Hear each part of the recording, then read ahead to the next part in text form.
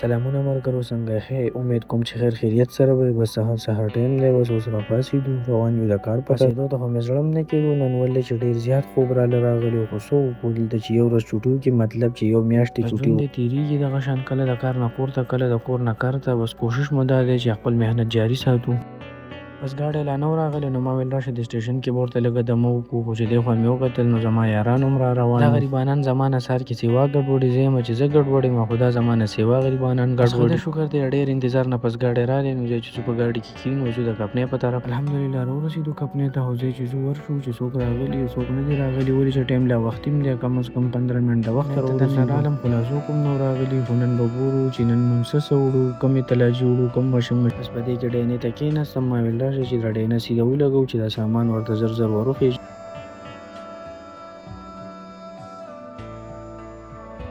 بس ډینه مې ورته سیده ودرولو او کاشف او لطیف ته مې وویل چې بس هله ورخېږي او زر زر یې لوډ کړئ. بس نن راسره دا دواړه ډبلیز غټې تلاجې وې او زه ورته شاته راکوږم چې ومې کتل بس لطیف استاد لوډ کړی وې او بس وې هم تړلې ورسره د خیره. چې مې ساجد ته وکتل ډېر ښایسته سټایل کې ولاړ و، مې راشه دنه مې ویډیو. بس د خیره سره روان شو، دعا به کوو چې د نننۍ ورځ مو په خیر خیریت سره تېره شي. ډېره زیاته ګرمي وه، انوار هم ډېر تېز و، سړک نه هم ډېر تپ راخته و. بس عاطف استاد ته مې وویل یاره چې ایسې ښه پول کې ولګوه او روان شو د خپل منزل په طرف. لطیف خان داسې بېسور و نو ما ته یې ولیده که بس هغه وویل یاره چې ټیک نه یم ستړی یم یم، خو څه وکړو مجبوري ده، کار ته خو راتلل پکار دي. ما یاره بس څه وکړو مجبوري ده، دا عظیم کار نه بغیر خو نه کېږي، یو نه یو ورځ به مو خدای پاک ښه کړي انشاءالله العزیز.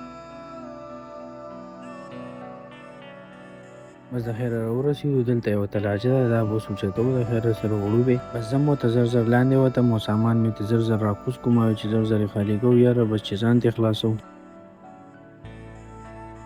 تلاجه خو ډېره په روان ځای کې وه، خو زه په خیر خیریت سره مو رابار کړم.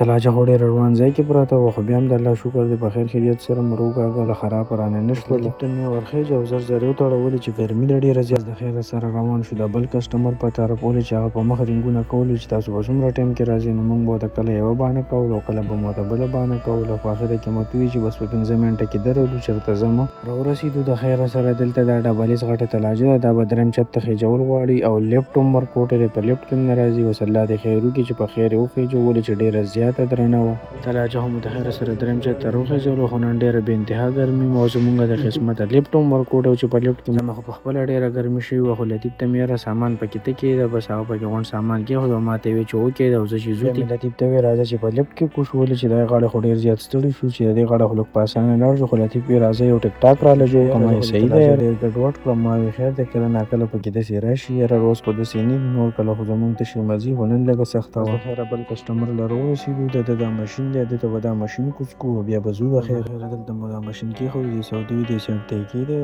ما ویل راشه دلته به ورته یو سلو موشن جوړ کړو ښه سور کې. دلته ګاډي کې ډیزل ختم شو، موږ راشه ډیزل به واچوو.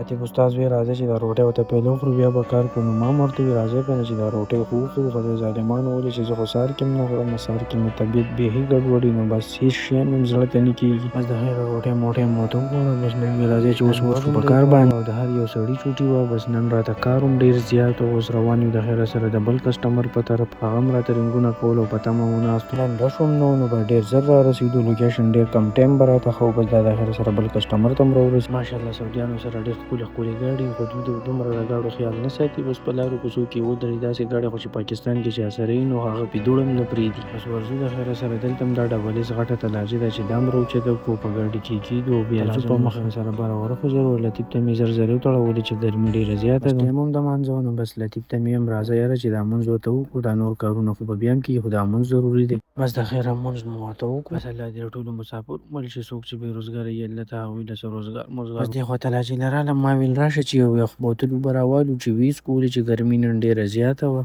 بس د جومات نه بهر راووتو، خو لطیف ته مې وویل لږ راچاک شه ظالمه، نن انوار دومره تېز دی چې بیخي هم ښکته راکوز شوی. سعودي عرب د سړکونه ډېر ښکلي او ډېر صفا پراته دي، ډېره مزه یې کوله. ما ویل راشه چې لږه ویډیو کې وکړو. سره کپنۍ ته راورسېدو، عاطف استاد ګاډی لګوو، بس بیا سامان ترې کوزوي او بس چې ځو. بس دا زموږ نننی ویډیو که ستاسو خوښ شوی نو پلیز زموږ چینل د سره سبسکرایب کړئ او ښایسته ښایسته کمنټس راته وکړئ. میلاویږو بیا د خیره سره یو نوي ولاګ سره. والسلام.